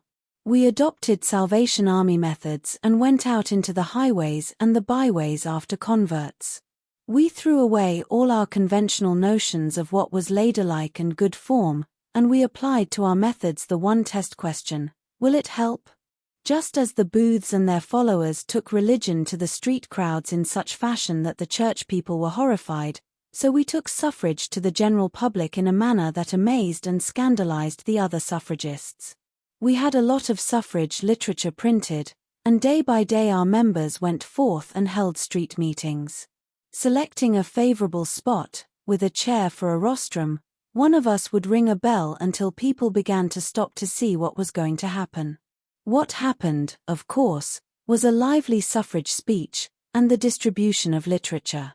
Soon after our campaign had started, the sound of the bell was a signal for a crowd to spring up as if by magic. All over the neighborhood you heard the cry, "Here are the suffragettes. Come on." We covered London in this way. We never lacked an audience, and best of all, an audience to which the woman suffrage doctrine was new. We were increasing our favorable public as well as waking it up. Besides these street meetings, we held many hall and drawing room meetings, and we got a great deal of press publicity, which was something never accorded the older suffrage methods. Our plans included the introduction of a government suffrage bill at the earliest possible moment, and in the spring of 1906 we sent a deputation of about 30 of our members to interview the Prime Minister, Sir Henry Campbell Bannerman. The Prime Minister, it was stated, was not at home, so in a few days we sent another deputation. This time the servant agreed to carry our request to the Prime Minister. The women waited patiently on the doorstep of the official residence, number 10 Downing Street, for nearly an hour. Then the door opened and 2 men appeared. One of the men addressed the leader of the deputation, roughly ordering her and the others to leave. "We have sent a message to the Prime Minister," she replied, "and we are waiting for the answer." "There will be no answer," was the stern rejoinder, and the door closed. "Yes, there will be an answer," exclaimed the leader, and she seized the door knocker and banged it sharply. Instantly the men reappeared, and one of them called to a policeman standing near, "Take this woman in charge." The order was obeyed, and the peaceful deputation saw its leader taken off to Cannon Row Station. Instantly the women protested vigorously. Annie Kenney began to address the crowd that had gathered, and Mrs. Drummond actually forced her way past the doorkeeper into the sacred residence of the Prime Minister of the British Empire. Her arrest and Annie's followed. The 3 women were detained at the police station for about an hour, long enough, the Prime Minister probably thought, to frighten them thoroughly and teach them not to do such dreadful things again. Then he sent them word that he had decided not to prosecute them, but would, on the contrary, receive a deputation from the WSPU, and, if they cared to attend, from other suffrage societies as well. All the suffrage organizations at once began making preparations for the great event. At the same time 200 members of Parliament sent a petition to the Prime Minister, asking him to receive their committee that they might urge upon him the necessity of a government measure for woman suffrage. Sir Henry fixed May 19 as the day on which he would receive a joint deputation from Parliament and from the women's suffrage organisations. The WSPU determined to make the occasion as public as possible, and began preparations for a procession and a demonstration. When the day came we assembled at the foot of the beautiful monument to the warrior queen, Boadicea, that guards the entrance to Westminster Bridge, and from there we marched to the Foreign Office. At the meeting 8 women spoke in behalf of an immediate suffrage measure, and Mr. Keir Hardie presented the argument for the suffrage members of Parliament. I spoke for the WSPU, and I tried to make the Prime Minister see that no business could be more pressing than ours. I told him that the group of women organized in our union felt so strongly the necessity for women enfranchisement that they were prepared to sacrifice for it everything they possessed, their means of livelihood, their very lives, if necessary. I begged him to make such a sacrifice needless by doing us justice now. What answer do you think Sir Henry Campbell Bannerman made us? He assured us of his sympathy with our cause, his belief in its justice, and his confidence in our fitness to vote. And then he told us to have patience and wait. He could do nothing for us because some of his cabinet were opposed to us. After a few more words the usual vote of thanks was moved, and the deputation was dismissed. I had not expected anything better, but it wrung my heart to see the bitter disappointment of the WSPU women who had waited in the street to hear from the leaders the result of the deputation. We held a great meeting of protest that afternoon, and determined to carry on our agitation with increased vigor. Now that it had been made plain that the government were resolved not to bring in a suffrage bill, there was nothing to do but to continue our policy of waking up the country, not only by public speeches and demonstrations, but by a constant heckling of cabinet ministers. Since the memorable occasion when Christabel Pankhurst and Annie Kenney were thrown out of Sir Edward Grey's meeting in Manchester, and afterward imprisoned for the crime of asking a courteous question, we had not lost an opportunity of addressing the same question to every cabinet minister we could manage to encounter. For this we have been unmercifully criticized, and in a large number of cases most brutally handled. In almost every one of my American meetings I was asked the question, "What good do you expect to accomplish by interrupting meetings? Is it possible that the time-honored, almost sacred English privilege of interrupting is unknown in America? I cannot imagine a political meeting from which the voice was entirely absent. In England it is invariably present. It is considered the inalienable right of the opposition to heckle the speaker and to hurl questions at him which are calculated to spoil his arguments. For instance, when Liberals attend a Conservative gathering, they go prepared to shatter by witticisms and pointed questions all the best effects of the Conservative orators. The next day you will read in Liberal newspapers headlines like these: "The Voice in fine form, short shrift for Tory twaddle, awkward answers from the enemy's platform." In the body of the article you will learn that Lord X found that the Liberals at his meeting were more than a match for him, that there was continued interruption during Sir So-and-so's speech, that Lord M fared badly last night in his encounter with the Voice, or that Captain Z had the greatest difficulty in making himself heard. In accordance with this custom we heckle cabinet ministers. Mr. Winston Churchill, for example, is speaking. "One great question," he exclaims, "remains to be settled. And that is woman's suffrage," shouts a voice from the gallery. Mr. Churchill struggles on with his speech. "The men have been complaining of me. The women have been complaining of you, too, Mr. Churchill," comes back promptly from the back of the hall. In the circumstances, what can we do but give votes to women? Our object, of course, is to keep woman's suffrage in the foreground of interest and to insist on every possible occasion that no other reform advocated is of such immediate importance. From the first the women's interruptions have been resented with unreasoning anger. I remember hearing Mr. Lloyd George saying once of a man who interrupted him, "Let him remain. I like interruptions. They show that people holding different opinions to mine are present, giving me a chance to convert them." But when suffragists interrupt Mr. Lloyd George, he says something polite like this: "Pay no attention to those cats mewing." Some of the ministers are more well-bred in their expressions, but all are disdainful and resentful. All see with approval the brutal ejection of the women by the Liberal stewards. At one meeting where Mr. Lloyd George was speaking, we interrupted with a question, and he claimed the sympathy of the audience on the score that he was a friend to woman's suffrage. "Then why don't you do something to give votes to women?" was the obvious retort.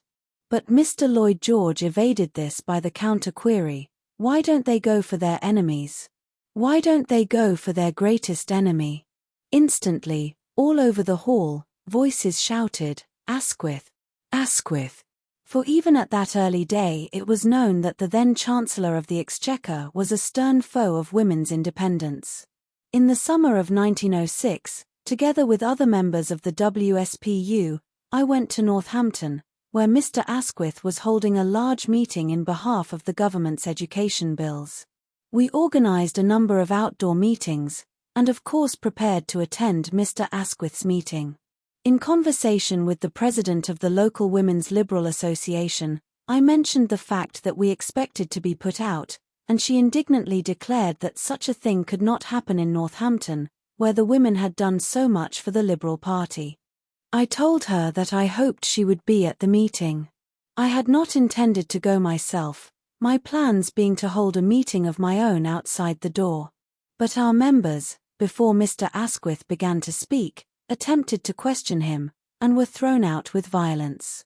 So then, turning my meeting over to them, I slipped quietly into the hall and sat down in the front row of a division set apart for wives and women friends of the Liberal leaders.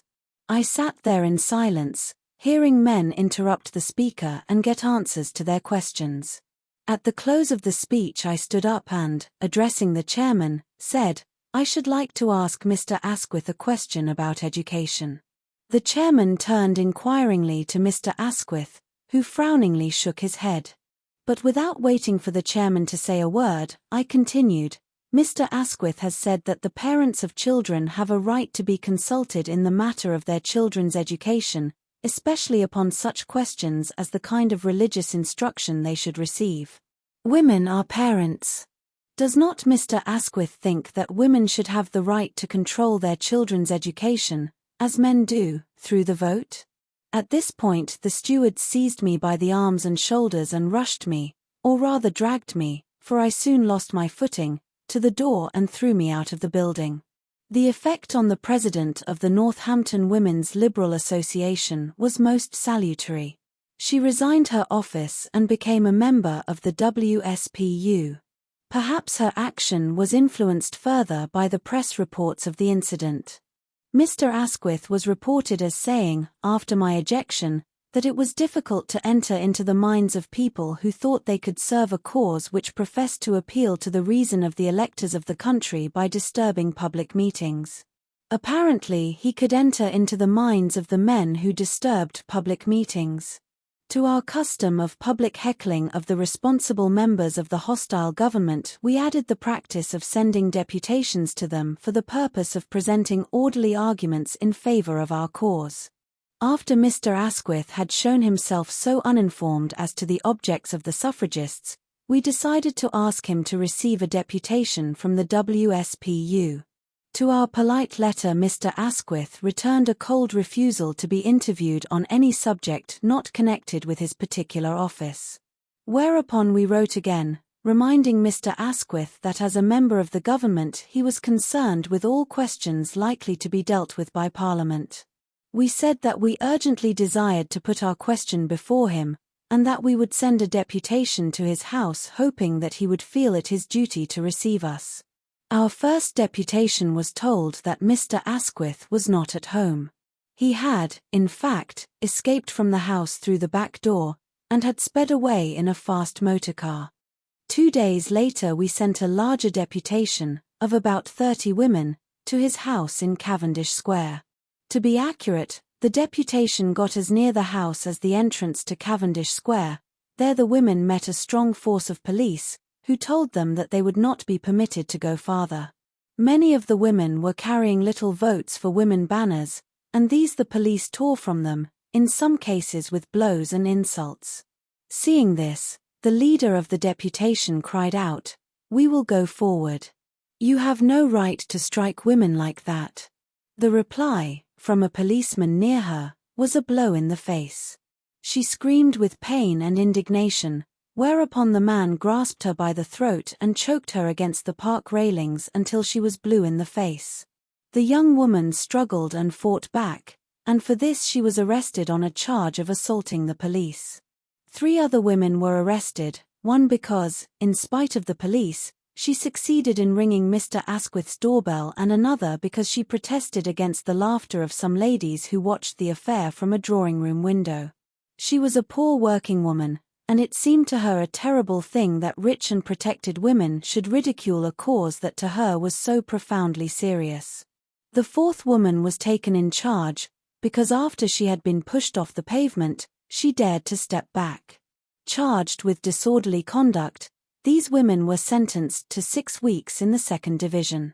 They were given the option of a fine, it is true, but the payment of a fine would have been an acknowledgement of guilt, which made such a course impossible. The leader of the deputation was given a 2-month sentence, with the option of a fine of £10.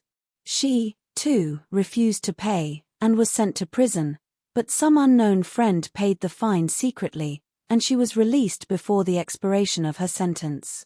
About the time these things were happening in London, similar violence was offered our women in Manchester, where John Burns, Lloyd George, and Winston Churchill, all 3 cabinet ministers, were addressing a great Liberal demonstration. The women were there, as usual, to ask government support for our measure. There, too, they were thrown out of the meeting, and 3 of them were sent to prison. There are people in England, plenty of them, who will tell you that the suffragettes were sent to prison for destroying property. The fact is that hundreds of women were arrested for exactly such offences as I have described before it ever occurred to any of us to destroy property.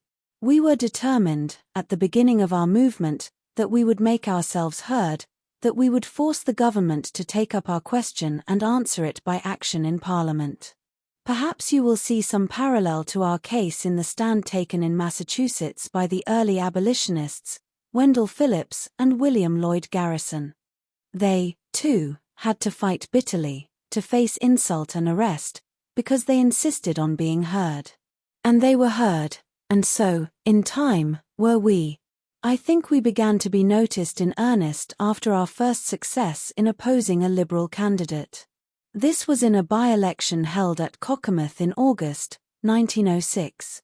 I shall have to explain that a by-election is a local election to fill a vacancy in Parliament caused by a death or a resignation. The verdict of a by-election is considered as either an endorsement or a censure of the manner in which the government have fulfilled their pre-election pledges. So we went to Cockermouth and told the voters how the Liberal Party had fulfilled its pledges of democracy and lived up to its avowed belief in the rights of all the people. We told them of the arrests in London and Manchester, of the shameful treatment of women in Liberal meetings, and we asked them to censure the government who had answered so brutally our demand for a vote. We told them that the only rebuke that the politicians would notice was a lost seat in Parliament, and that on that ground we asked them to defeat the Liberal candidate. How we were ridiculed! With what scorn the newspapers declared that those wild women could never turn a single vote. Yet when the election was over it was found that the Liberal candidate had lost the seat, which, at the general election a little more than a year before, had been won by a majority of 655. This time the Unionist candidate was returned by a majority of 609. Tremendously elated, we hurried our forces off to another by-election. Now the ridicule was turned to stormy abuse. Mind you, the Liberal government still refused to notice the women's question. They declared through the Liberal press that the defeat at Cockermouth was insignificant, and that anyhow it wasn't caused by the suffragettes, yet the Liberal leaders were furiously angry with the WSPU. Many of our members had been Liberals, and it was considered by the men that these women were little better than traitors. They were very foolish and ill-advised, into the bargain, the Liberals said, because the vote, if won at all, must be gained from the Liberal Party. And how did the women suppose the Liberal Party would ever give the vote to open and avowed enemies? This sage argument was used also by the women Liberals and the constitutional suffragists. They advised us that the proper way was to work for the party. We retorted that we had done that unsuccessfully for too many years already, and persisted with the opposite method of persuasion.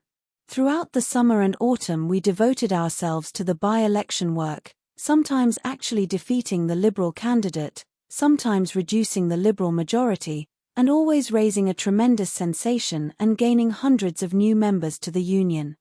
In almost every neighbourhood we visited we left the nucleus of a local union, so that before the year was out we had branches all over England and many in Scotland and Wales. I especially remember a by-election in Wales at which Mr. Samuel Evans, who had accepted an officership under the Crown, had to stand for re-election. Unfortunately, no candidate had been brought out against him. So there was nothing for my companions and me to do but make his campaign as lively as possible. Now Sir Samuel Evans was the man who had incensed women by talking out a suffrage resolution introduced into the House by Keir Hardie. So we went to 2 of his meetings and literally talked him out, breaking up the gatherings amid the laughter and cheers of delighted crowds. On October 23 Parliament met for its autumn session, and we led a deputation to the House of Commons in another effort to induce the government to take action on woman suffrage. In accordance with orders given the police, only 20 of us were admitted to the Strangers' Lobby. We sent in for the Chief Liberal Whip, and asked him to take a message to the Prime Minister, the message being the usual request to grant women the vote that session. We also asked the Prime Minister if he intended to include the registration of qualified women voters in the provisions of the Plural Voting Bill, then under consideration. The Liberal whip came back with the reply that nothing could be done for women that session. Does the Prime Minister, I asked, hold out any hope for the women for any session during this Parliament, or at any future time? The Prime Minister, you will remember, called himself a suffragist. The Liberal whip replied, no, Mrs. Pankhurst, the Prime Minister does not. What would a deputation of unenfranchised men have done in these circumstances? Men who knew themselves to be qualified to exercise the franchise, who desperately needed the protection of the franchise, and who had a majority of legislators in favor of giving them the franchise. I hope they would have done at least as much as we did, which was to start a meeting of protest on the spot. The newspapers described our action as creating a disgraceful scene in the lobby of the House of Commons, but I think that history will otherwise describe it. One of the women sprang up on a settee and began to address the crowd. In less than a minute she was pulled down, but instantly another woman took her place, and after she had been dragged down, still another sprang to her place, and following her another and another, until the order came to clear the lobby, and we were all forced outside. In the melee, I was thrown to the floor and painfully hurt. The women, thinking me seriously injured, crowded around me and refused to move until I was able to regain myself. This angered the police, who were still more incensed when they found that the demonstration was continued outside. 11 women were arrested, including Mrs. Pethick Lawrence, our treasurer, Mrs. Cobden Sanderson, Annie Kenny, and 3 more of our organizers, and they were all sent to Holloway for 2 months. But the strength of our movement was proved by the number of volunteers who immediately came forward to carry on the work. Mrs. Tuke, now Honourable Secretary of the WSPU, joined the union at this time. It had not occurred to the authorities that their action would have this effect. They thought to crush the union at a blow, but they gave it the greatest impetus it had yet received.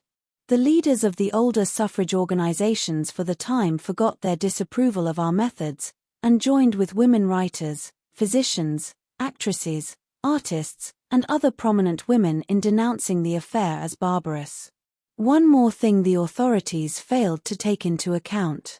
The condition of English prisons was known to be very bad, but when 2 of our women were made so ill in Holloway that they had to be released within a few days, the politicians began to tremble for their prestige.